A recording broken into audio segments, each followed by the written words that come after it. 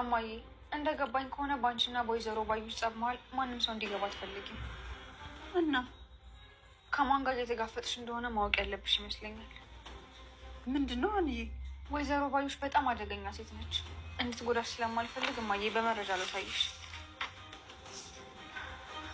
እነዚህ መረጃዎች አባዬ ሰጠኝ ናቸው። ይሄ የእርግብ ፎቶ ነው።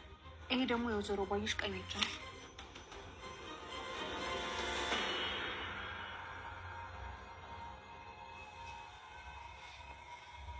ይኸው የወይዘሮ ባዩሽ ፎቶ ያውና እማዬ፣ ይሄ ነው ከማንም በላይ በብዙ ነገር የተጎዳው።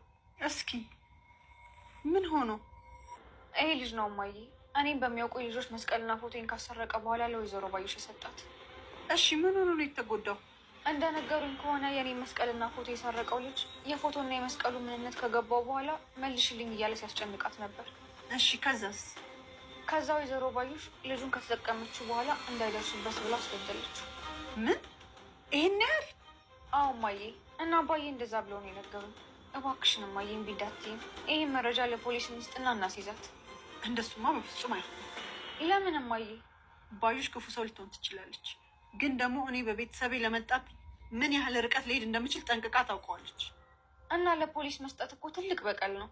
እንደሱማ አይሆንም። ግን አባትሽ ይህን ሁሉ መረጃ ሊያገኝ የቻለው እንዴት ነው? አባዬን ከሚያግዙት ልጆች መካከል አንዱ አጎቱ ከውጭ የመጣው ነው። እና ቢመጣስ?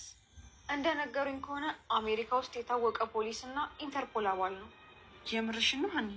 አዎ እማዬ፣ መንግስትም እኛም በማናውቀው መንገድ ሲመረምር የነበረው እሱ ነው።